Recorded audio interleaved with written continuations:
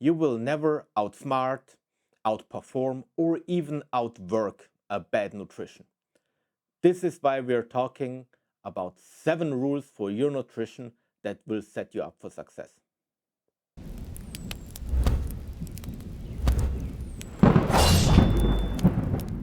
Hey guys, welcome to the High Ground. My name is Fabio, and today we're talking about 7 basic rules for nutrition.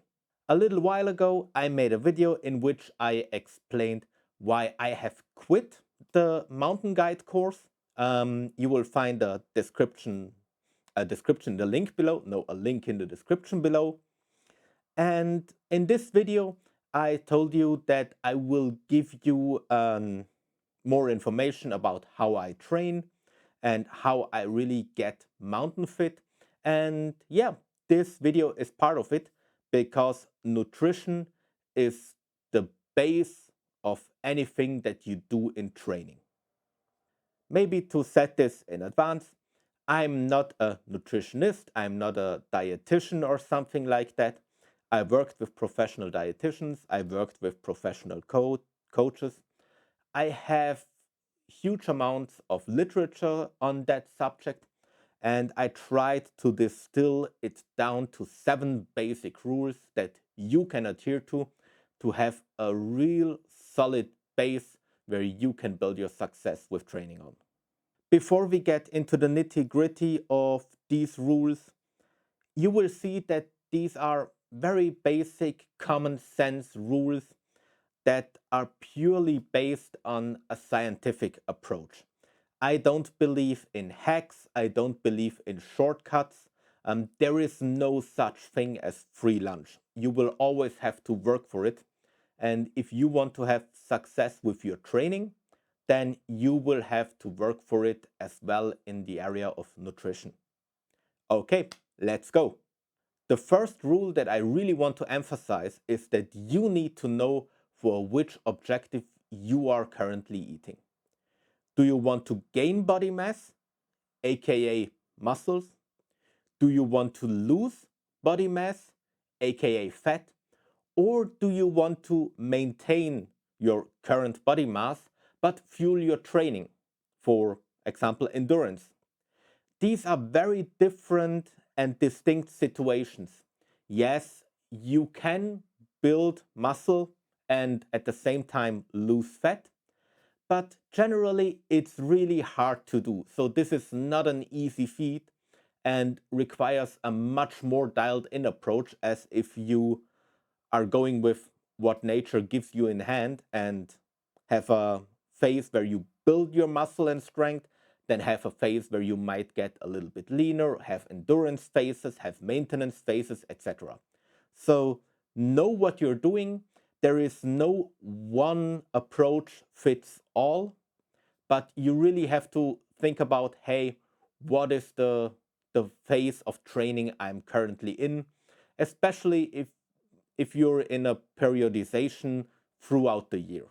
To give you a brief example, I always try to get a little bit leaner in spring, at the beginning of summer, not only because of the sport climbing, but also because of the endurance related training. It's just a little bit better.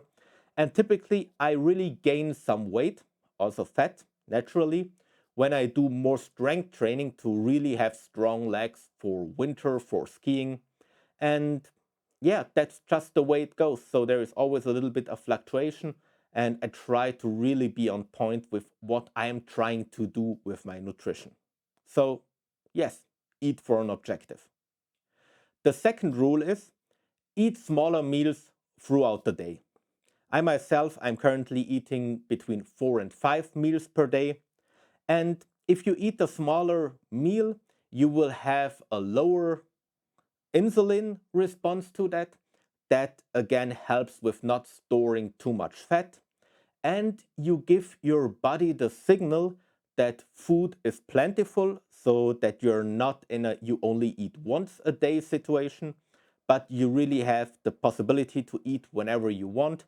So there is no reason why your body should make up a huge amount of reserves in terms of fat. The third rule I want to give you is eat real food. Try to stay away from heavily processed food. As a rule of thumb, if your grandmother wouldn't have recognized it as food, you probably shouldn't eat it as well. The fourth rule goes towards how you should set up your macronutrients. So, what's the composition of your meal in terms of protein, fat, and calories? And there is a lot to say about that, about minimum protein intake. But for the start, let's not get that far. Let's just say try to have an equal amount of calories from each macronutrient with every meal. So, roughly a third of your calories should come from protein, a third from fat, and a third from carbohydrates. As said, we might get a little bit more into the nitty gritty when it comes to those macronutrients in future videos. We will talk about how we actually calculate the base metabolic rate, so what your body needs in calories without any exercise. But for now, just try to stay with roughly one third, one third, one third, and you're good to go. Of course, there are some specific diets, carnivore diets, etc., that are very en vogue right now. I personally don't have the time to really, um, yeah, get into this stuff. I think it's always a little bit cumbersome. Try, if you're in a mountain hut, to really convince the hut warden that he please should cook keto for you. That will likely not happen. So I'll stay with what we eat since 40,000 years, and that's protein, carbohydrates, and fat. That's it. Maybe a few short words on those three macronutrients, really brief explanations. So, protein is super important because it's the building blocks for your muscles. And it will also cause a satiety feeling so that you really are not as hungry anymore. For carbohydrates, try to go with natural carbohydrates, unrefined carbohydrates, whole wheat stuff, fruits, vegetables. Don't go for easy accessible carbohydrates like sugar. You should avoid that at all cost. But all the natural carbohydrates like berries and stuff, they're really good for you. They contain a lot of vitamins and you should eat them. And for fat, try to go most of the time with unsaturated fat sources. You can Google which type of food is saturated and unsaturated fat. For example, olive oil has a very disadvantaged proportion between unsaturated and saturated fat. But be aware which type of fat you're eating, and then you can actually eat fat. Especially as a climber, as a mountaineer, you want to have this long time endurance. You want to have an unlimited fuel tank, and that works very well if you get your body to adapt to fat, to use fat for fuel instead of cheap carbohydrates. That will give you, of course, more fat that is actually burnt with an activity, but you can also carry more calories in fat than you can in glycogen or, very simply said, carbohydrates. So eating fat is something good. Make sure that it is only one third of your caloric intake, and then you're good to go. The fifth rule is don't drink calories. So stay away from any type of soda, may it be Coca-Cola or similar.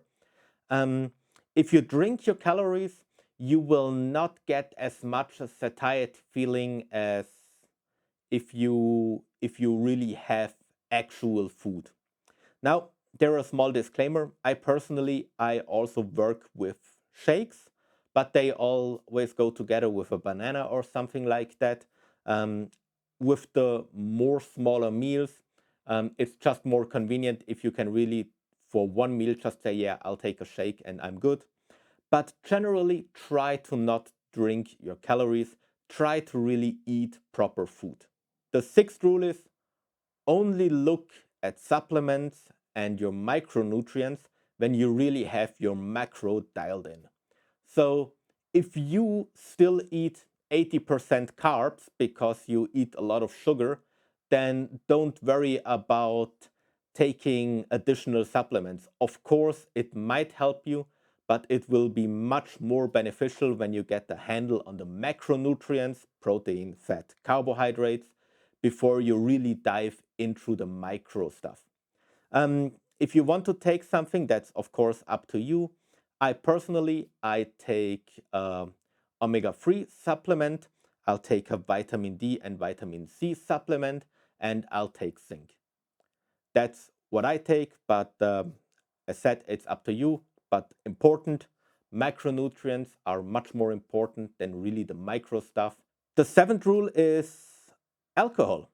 Alcohol is part of your nutrition. Now, I like drinking a beer with the guys from the fire department.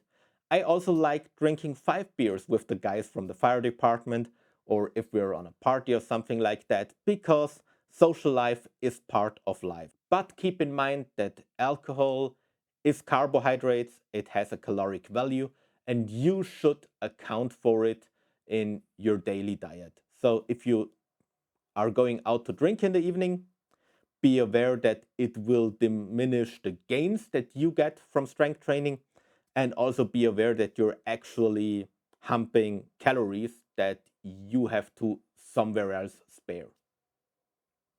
Okay, those were my 7 brief rules. As said, it's really just a boiled down summary of what I found to work. You can get much more detailed with this. I even encourage you to do so. But if you adhere to those 7 rules, you're really far ahead of the pack compared to most other people that run around in the mountains, even the trained ones. Okay, I hope you liked this video, the first part of where we really talk about training, exercising, and everything that is related to it. There is more to come in this area. I really appreciate the time that you spent watching this video.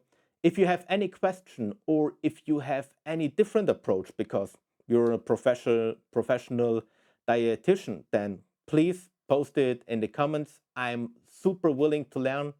I think everybody else that is here is also here to learn, so this would be much appreciated. As said, I appreciate your time, and yeah, I'll see you next time.